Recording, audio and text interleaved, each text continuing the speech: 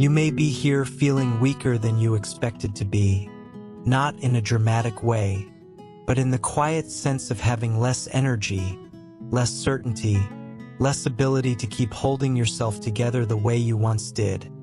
And this weakness may feel disappointing, unsettling, or even frightening, as if it means you are failing or falling behind. Yet love speaks gently into this space to tell you that your weakness has not pushed you away. It has not disqualified you. It has not made you less worthy of care. You are still held exactly where you are. You may have learned to associate weakness with danger, with rejection, with being overlooked or misunderstood. So when you feel yourself growing tired, unsure, or unable to keep up, your body may tense, preparing for loss or judgment. But love does not respond to your weakness by withdrawing. It responds by drawing closer, steady and unhurried, holding you without asking you to become stronger first. Weakness does not surprise love. It does not disappoint love. It does not change the way you are seen, because love has always known the limits of your strength and never expected you to exceed them. You may feel ashamed of how little you have to give right now, how easily you become overwhelmed, how quickly you need rest. Yet love does not measure your worth by your capacity. It measures it by your existence, and your existence has never been in question. You are not held only when you are confident, composed, or capable. You are held when you are unsure, when you are fragile, when you feel like you are barely managing, because being held was never conditional on performance. You may have tried to hide your weakness, even from yourself, pushing through moments when you should have paused, forcing strength where rest was needed, and this effort may have kept you going for a time, but it also taught your body that weakness was unsafe, something to correct or conceal. Love gently unteaches this now, reminding you that weakness is not a threat here. Being weak does not mean you have lost faith. It does not mean you have failed spiritually. It does not mean you are doing life wrong. It means you are human in a world that asks too much, and love does not require you to transcend that humanity to remain close.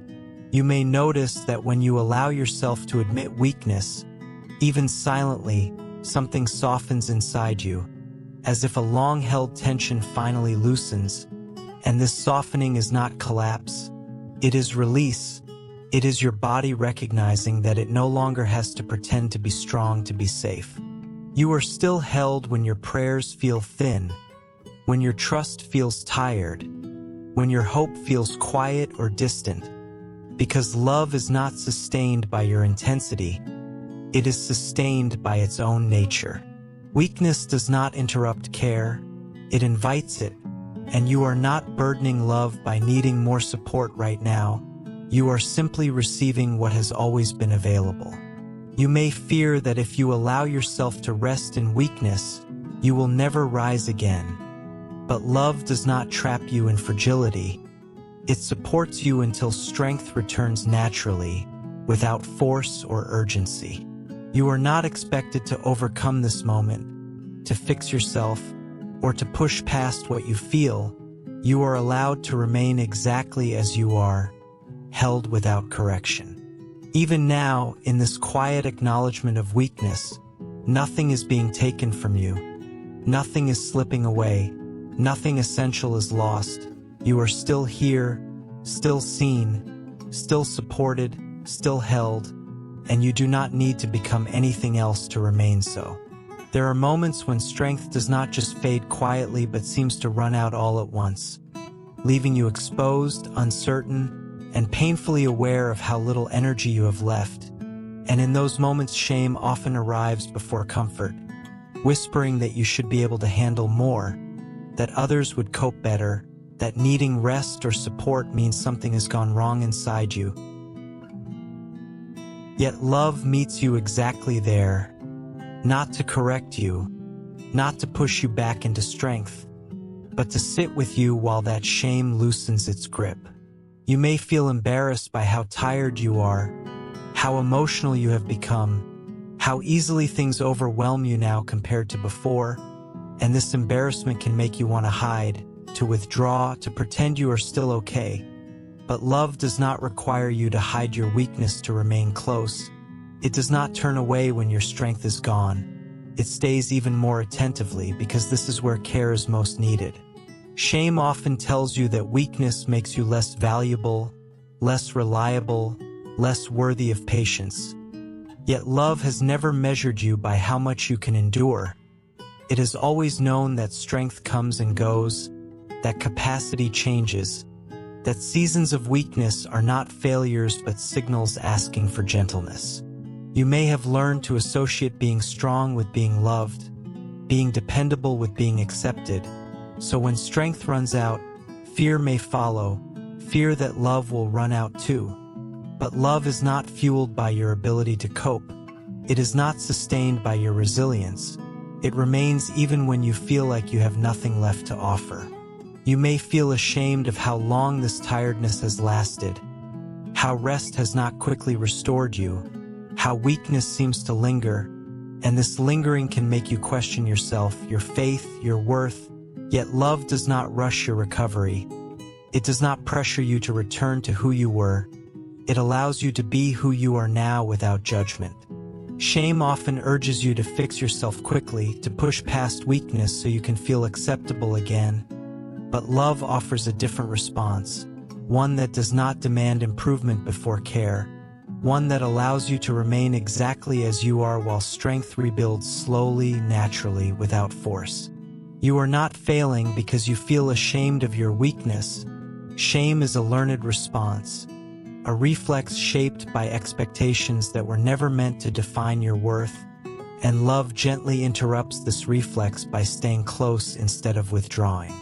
You may notice that when you stop fighting your weakness, when you stop trying to hide it even from yourself, there is a subtle relief, as if a heavy performance finally ends. And this relief is not giving up, it is allowing truth to breathe.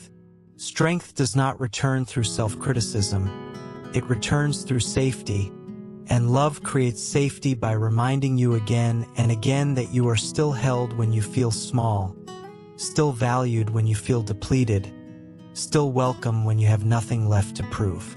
You do not need to apologize for being weak. You do not need to justify why you are tired. You do not need to explain why this season feels heavier than others. Love already understands without asking.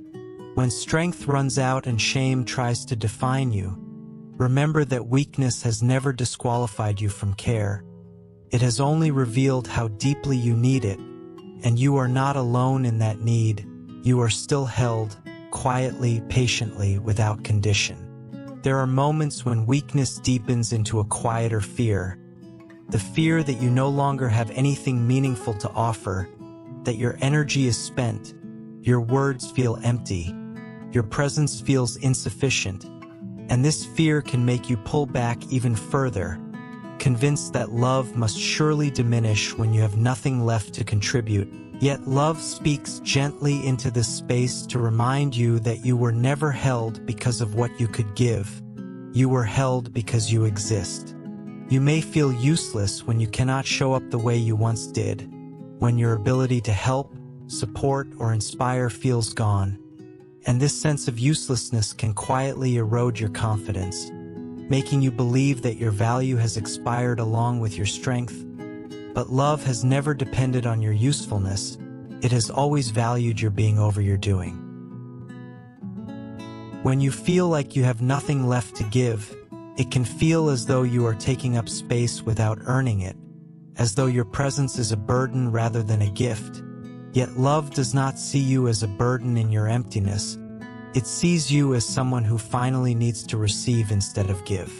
You may have been praised for how much you gave in the past, for how selfless, capable, or reliable you were, and over time giving may have become the way you proved your worth.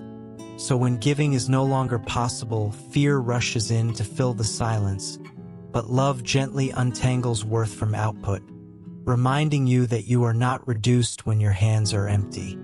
Feeling like you have nothing left to give can also bring loneliness, because you may believe that connection depends on contribution, that closeness requires effort, that love fades when you stop offering something in return, yet love remains even when you are quiet, even when you are still, even when you have nothing to exchange.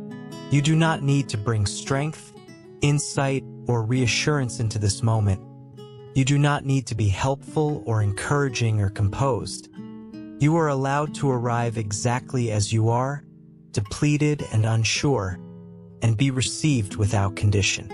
There is a subtle healing that begins when you allow yourself to be present without giving anything, when you stop measuring your worth by what you can offer and allow yourself to be held simply because you are here, and this healing does not rush, it unfolds slowly as safety replaces fear. You may notice resistance to this idea, a discomfort with receiving without giving, because independence and contribution once kept you safe, but love remains patient with this resistance, allowing trust to grow without pressure. When you feel like you have nothing left to give, it does not mean you have reached the end of yourself. It means you have reached a place where care must flow toward you instead of away from you. And this shift is not failure, it is necessary. You are still held when your hands are empty, still valued when your energy is gone, still wanted when you can no longer offer what you once did. Because love has never required you to be full to remain close. It meets you even here, especially here where you feel most unsure of your worth. When weakness stays longer than you expected, it can quietly change the way you see yourself, not in loud or dramatic ways, but in subtle thoughts that begin to shape how you move through the world. Thoughts that tell you to take up less space, to speak less honestly, to apologize more often, to soften your needs before anyone else has to notice them. And beneath all of this is a fear that grows slowly, the fear that your weakness makes you a burden, that your tiredness is too heavy, that your slowness is inconvenient, that your need for care is asking too much of others. And this fear can become so familiar that you start living as if it were already true, shrinking yourself before anyone has the chance to push you away. Yet love meets you gently in this exact place, not surprised by your fear, not frustrated by your need, but fully aware of how long you have been carrying the belief that being easy to love is safer than being honest. You may have learned early that attention was limited, that patience had boundaries, that care was conditional on how manageable you were, so you adapted by becoming low maintenance, by needing less, by handling things quietly on your own, and these adaptations may have helped you survive, but they also taught you that weakness must be hidden to preserve connection. Love understands how deeply this lesson settled into you, how it shaped the way you apologize for resting, for asking, for feeling, for existing in ways that require patience. Yet love does not experience you as a burden in your weakness. It does not feel weighed down by your need. It does not grow tired of holding you when you cannot hold yourself. You may fear that your weakness exhausts others, that it drains love, that it changes how you are seen. And while human relationships can sometimes struggle with prolonged need, love is not limited by capacity. It does not keep track of how much care you require. It does not resent the space you occupy, because care given freely does not diminish when it is shared. Feeling like a burden often comes from the belief that love is transactional, that you must offer something in return for patience, that your value depends on balance. But love has never operated on exchange. It has always been rooted in presence, in choosing to stay even when nothing is being given back.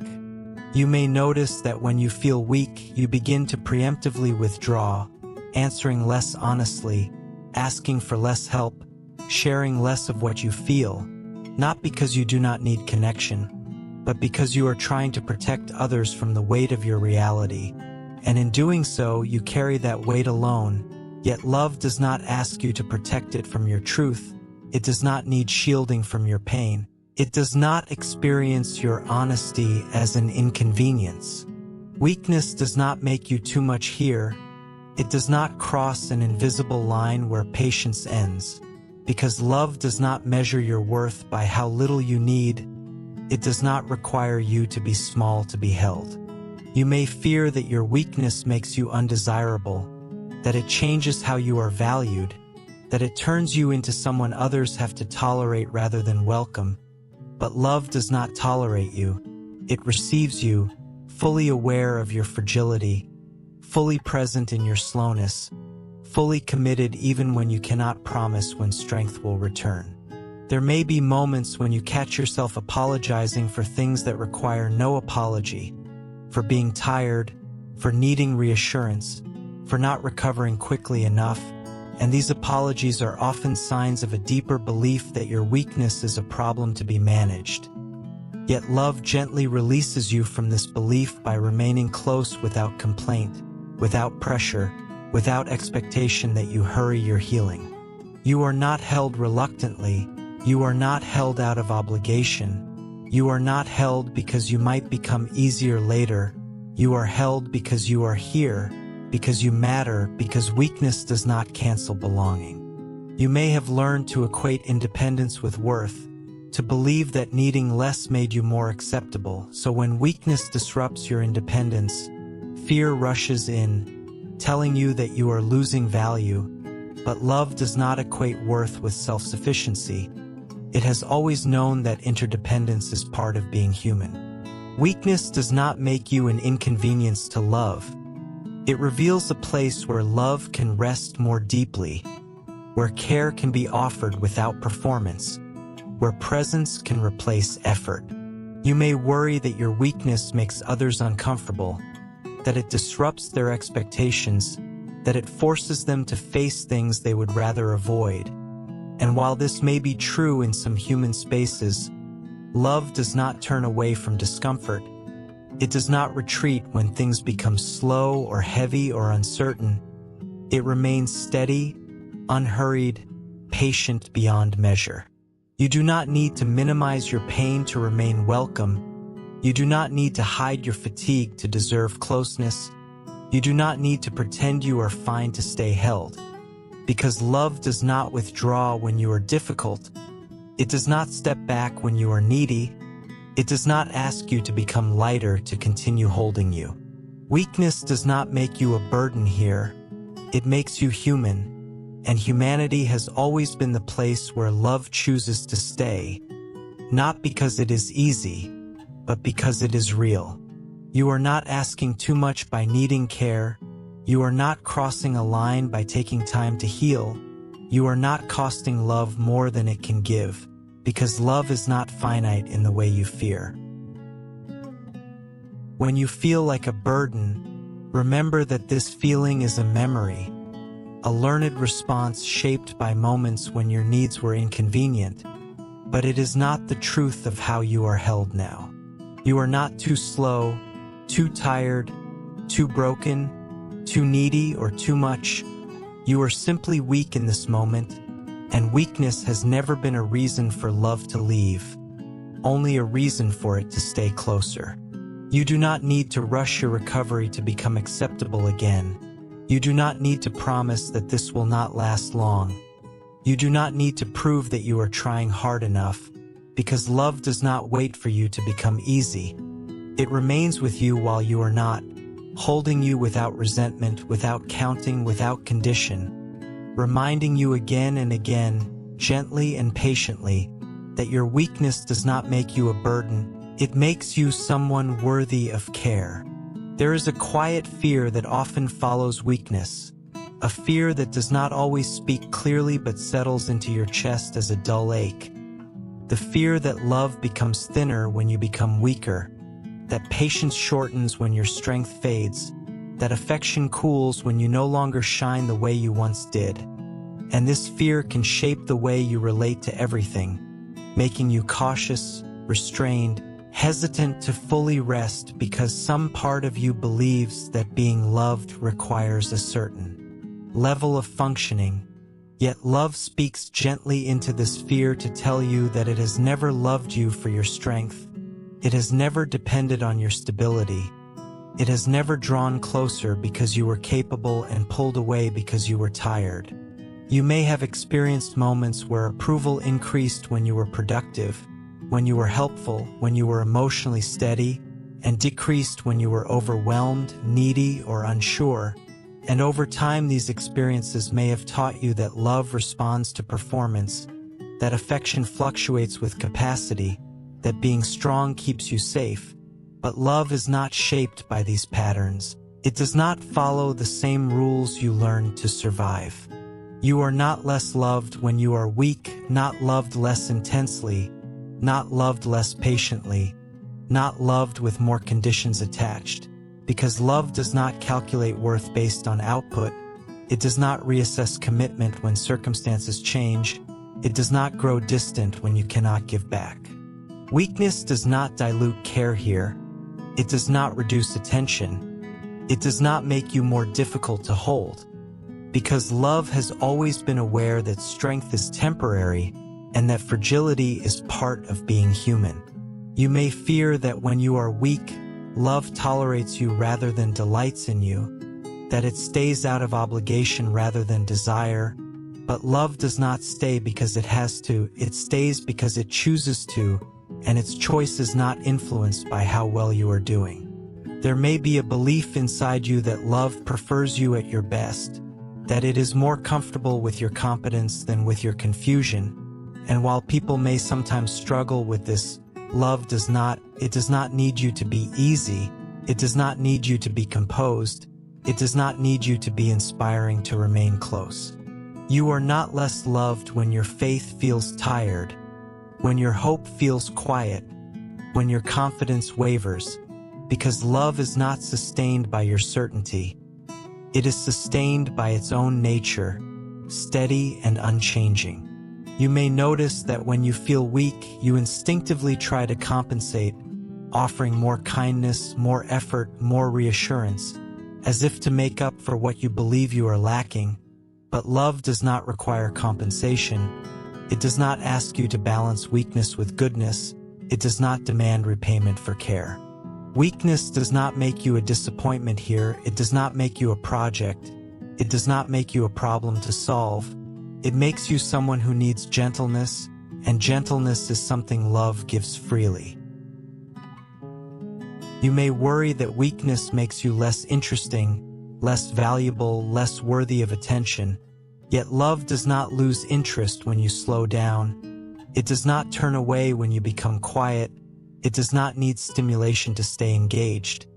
It remains even when nothing is happening, even when there is nothing to admire or celebrate. There is no hierarchy of love where the strong are valued more and the weak are tolerated less.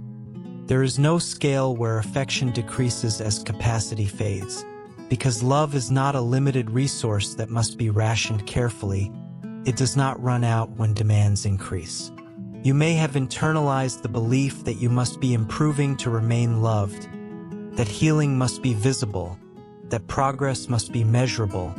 But love does not track your recovery. It does not watch the calendar. It does not grow impatient when weakness lingers. It stays with you in the slow, unremarkable days where nothing seems to change. You are not loved less when you cannot explain yourself, when you do not know what you need, when you feel lost inside your own experience. Because love does not require clarity to remain present. It does not wait for you to understand before it holds you. Weakness does not reduce your worth. It reveals your need. And need has never been a reason for love to withdraw, only a reason for it to draw closer. You may feel exposed in your weakness, as if everything you have hidden is now visible, and this exposure can make you expect rejection. But love does not reject what is real. It does not turn away from what is fragile. It does not abandon what is unfinished. You are not less loved when you rest more, when you contribute less, when you need reassurance again and again. Because love is not exhausted by repetition. It does not grow tired of holding the same places gently. There is no version of you that is more deserving of love than another, no stronger self that earns more care, no weaker self that risks being left behind. Because love has never been divided among versions of you. It has always held you as a whole. When you feel weak, remember that this feeling is not evidence of diminished love. It is simply a sign that you are human and in need of rest, and love does not reduce itself in the presence of need. It expands. You do not need to become strong again to be fully loved. You do not need to recover quickly to remain close. You do not need to hide your weakness to preserve connection. Because love has never been threatened by your fragility. You are not less loved in this season, not loved less deeply, not loved less completely, not loved with hesitation or regret. You are loved with the same steadiness, the same patience, the same care that has always held you, even now, especially now when you feel at your weakest. There comes a moment, often quietly, when you realize that the expectation to be strong has been weighing on you just as heavily as the weakness itself. A moment when you see how much energy has been spent trying to appear capable, stable, or composed even when everything inside you felt fragile. And this realization can feel both relieving and unsettling, because strength may have been the way you kept yourself safe, the way you stayed acceptable, the way you avoided disappointment, yet love meets you gently here to tell you that you are allowed to stop expecting yourself to be strong, not because strength is bad, but because it is not required for you to be held. You may have believed that strength was your responsibility, that falling apart would create problems, that showing fragility would burden others or invite judgment. So you learned to endure quietly, to push through tiredness, to manage your emotions privately. And over time this endurance became normal, even admirable. But love does not confuse endurance with health, and it does not ask you to continue carrying what is hurting you. When you stop expecting yourself to be strong, there may be fear at first, fear that without that expectation you will collapse completely, that you will not know how to function, that you will lose direction. Yet love does not let you fall when you soften. It supports you underneath, steady and patient, allowing you to rest without fear of disappearing. You may notice that strength has often meant ignoring your own signals, dismissing your own needs, postponing care until later, and stopping this pattern can feel like stepping into unfamiliar territory. But love remains close in this unfamiliarity, reminding you that listening to yourself is not weakness, it is wisdom. There is a subtle grief that can surface when you release the expectation to be strong, grief for the times you pushed yourself when you should have rested, for the care you delayed, for the gentleness you denied yourself, and love allows this grief without rushing you past it, knowing that acknowledgement is part of healing. You do not need to replace strength with something else right now. You do not need a new identity or a new strategy. You are simply allowed to stop demanding more of yourself than you have to give. Strength does not disappear when you stop expecting it. It rests, it rebuilds, it returns in quieter forms, and love trusts this process without forcing it.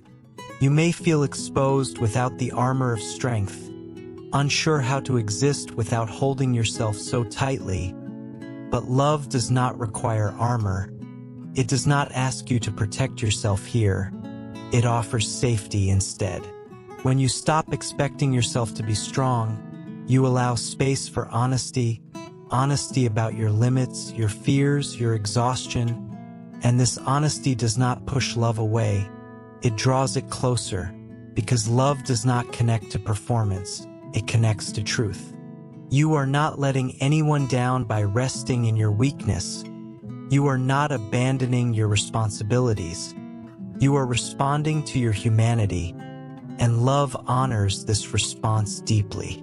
There may be moments when old habits resurface, when you feel the urge to gather yourself, to push through, to prove you are still capable, and love does not scold you for this. It simply remains present when you soften again.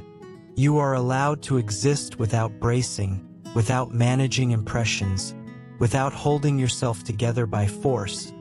because love is not impressed by strength and it is not disappointed by weakness. It is simply here, holding you as you are. When you stop expecting yourself to be strong, rest becomes possible in a deeper way, not as recovery for more effort, but as care for your whole being. And in this rest, you do not disappear, you do not lose yourself, you finally meet yourself without pressure.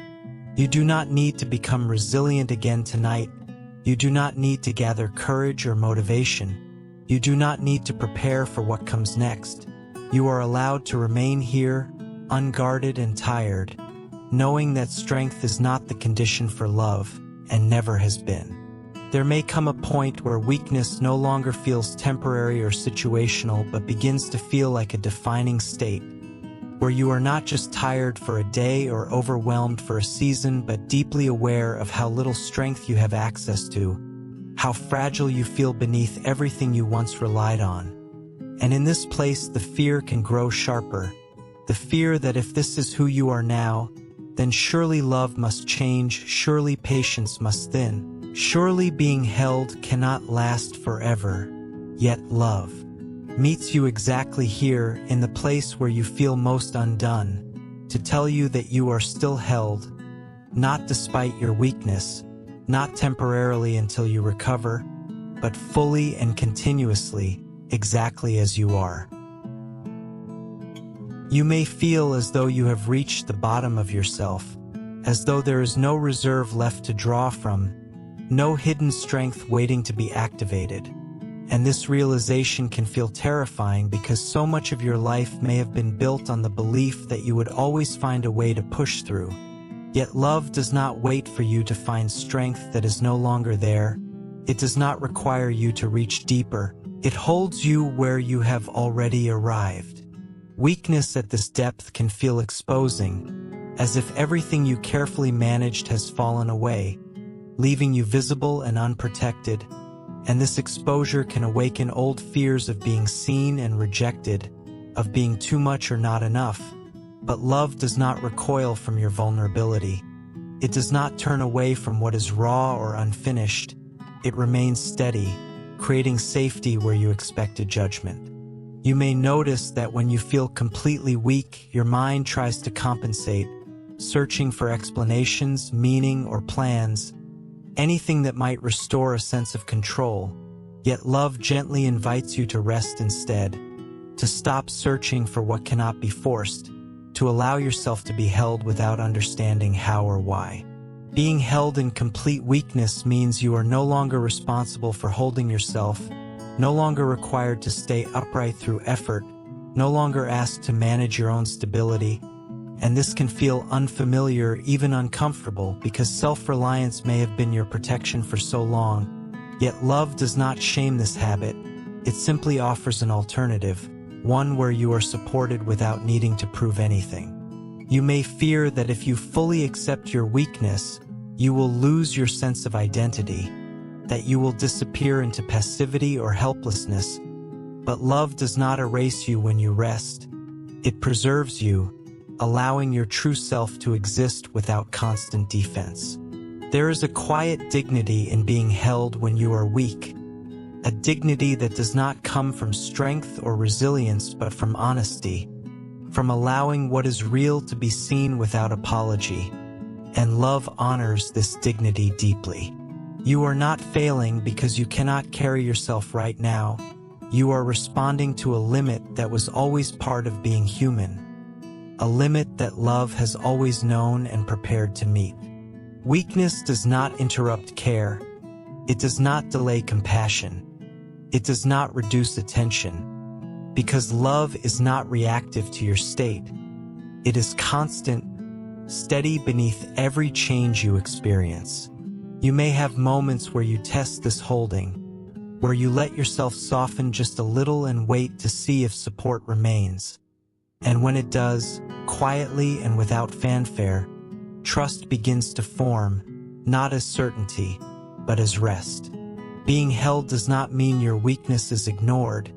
It means it is acknowledged without urgency, without pressure to improve, without demand that it be fixed.